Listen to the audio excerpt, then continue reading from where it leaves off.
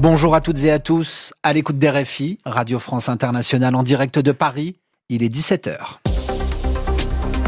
Le journal en français facile.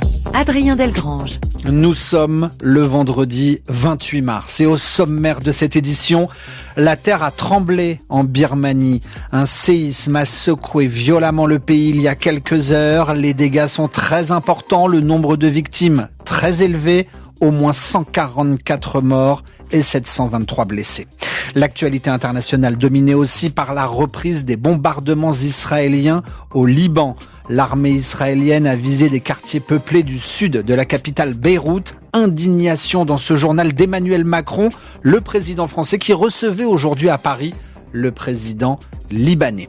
Pour régler le conflit en Ukraine, les propositions de Vladimir Poutine, le président russe évoque l'idée de la création d'une administration qui gérerait le pays, mais sans Volodymyr Zelensky. Et puis enfin, nous parlerons d'environnement.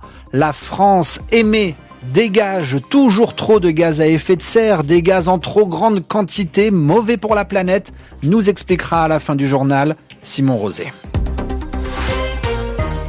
Un tremblement de terre pour débuter cette édition. Un puissant séisme a frappé la Birmanie. Les secousses ont été ressenties jusqu'en Thaïlande et en Chine.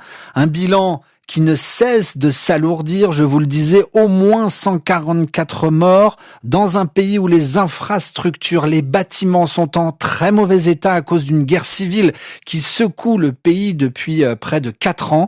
Dans les hôpitaux en partie détruits de la ville de Mandalay, proche de l'épicentre du tremblement de terre, des patients affluent mais manquent de soins. Écoutez le témoignage de Johanna Chardonnieras de l'ONG Info Birmanie. Des informations qui commencent à sortir, notamment de la région de Mandalay et de Sagaï, qui sont les plus touchés par le séisme. De nombreux bâtiments ont été détruits. Sur la capitale militaire de Naypyidaw, une partie du Parlement s'est effondrée, une partie des hôpitaux.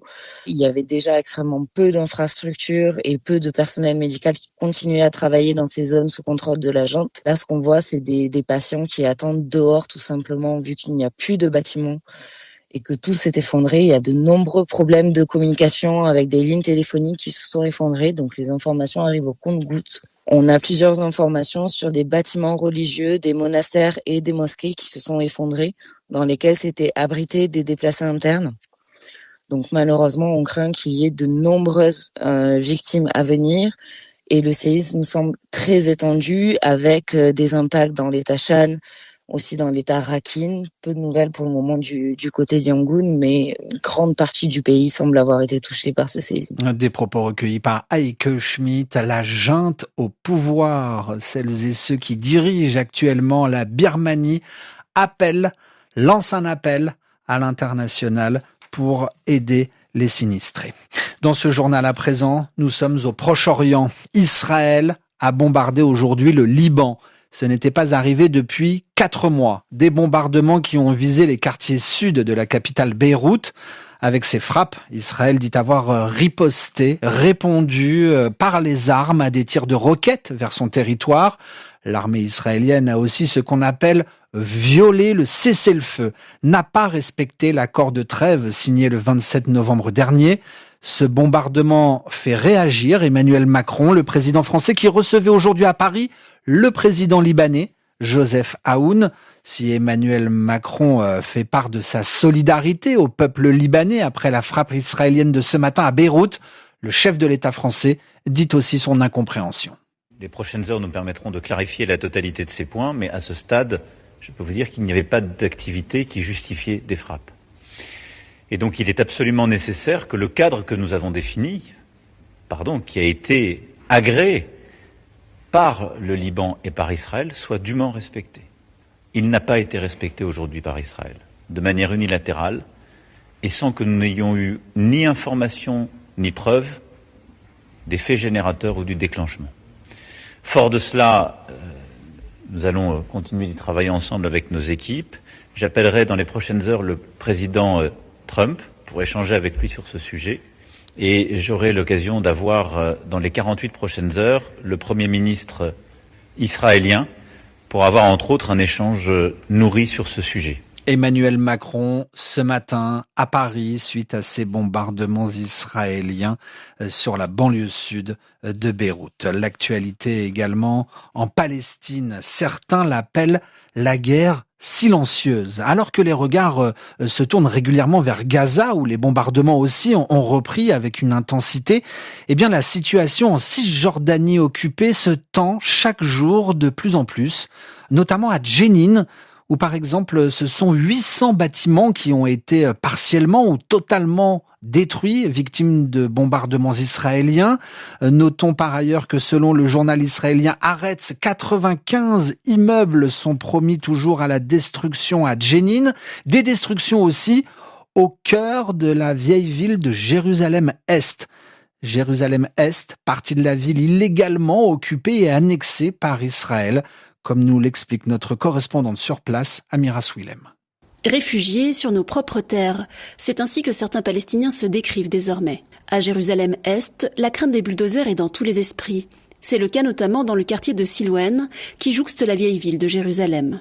Ibrahim El-Hendi est le président de l'Association des architectes palestiniens. Les Israéliens estiment que Silwan correspond à la cité du roi David et donc ils concentrent leurs attaques sur ce quartier. En 2024, 255 maisons ont été endommagées. Je pense qu'ils profitent de la guerre à Gaza pour attaquer ici. Et ils en profitent parce que l'attention médiatique est concentrée sur Gaza. Certains savent leur jour dans le quartier compter. Nous avons ainsi rencontré une famille palestinienne qui a réussi à négocier via ses avocats que sa maison ne soit détruite qu'après la fin du Ramadan. Alors que les Palestiniens obtiennent difficilement des permis de construire, la municipalité de Jérusalem traque les constructions considérées comme illégales. Il est demandé aux Palestiniens de détruire eux-mêmes leur maison ou alors de payer une amende pour que des machines de la municipalité soient envoyées sur place pour détruire le bâtiment en question. Je crois que la Palestine est le seul endroit au monde où les habitants doivent payer pour qu'on vienne détruire leur maison. Une guerre silencieuse donc, et psychologique aussi, disent les Palestiniens.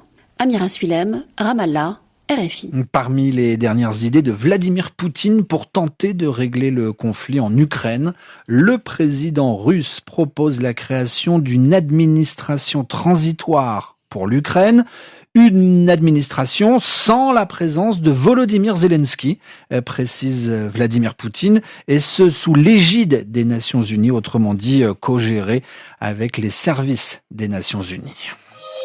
Le journal en français facile. Ouvrons une page environnement. Pour cela, accueillons Simon Rosé. Bonjour. Bonjour. Pour nous parler tout d'abord des émissions de gaz à effet de serre, ce que produit la France, ce qu'elle dégage dans le ciel. Alors juste avant de développer votre sujet, Simon Rosé, une question. Les gaz à effet de serre, en quelques mots. Ce sont les gaz qui sont échappés dans l'atmosphère par notre utilisation des combustibles fossiles, donc le pétrole, le gaz, le charbon. Et ces gaz à effet de serre sont les principaux responsables du réchauffement climatique qu'on observe en ce moment. Alors s'ils sont en baisse en 2023, c'est plutôt une bonne chose. Une baisse moins marquée que les années précédentes et en fait, c'est ça qui est moins bien. Et oui, il y avait eu 373 millions de tonnes en 2023 émises par la France, 366 millions en 2024. Les émissions françaises de gaz à effet de serre poursuivent donc leur baisse, moins 1,8%. Mais le rythme interroge. Entre 2022 et 2023, la baisse approchait alors les 6%. Et c'est une dynamique qu'il faudra retrouver pour tenir les objectifs que le pays s'est fixés. Sur le papier, il y a des marges. L'an dernier, c'est essentiellement le secteur de l'énergie qui a contribué à la baisse des émissions françaises, moins 11%, en raison notamment d'une meilleure disponibilité des moyens de production nucléaire et hydroélectrique, en clair les barrages. Pour les autres secteurs, c'est en revanche presque du surplace, moins 1% pour le logement, moins 2% pour l'industrie et la construction. Le transport reste toujours le secteur le plus compliqué, moins 0,7% seulement.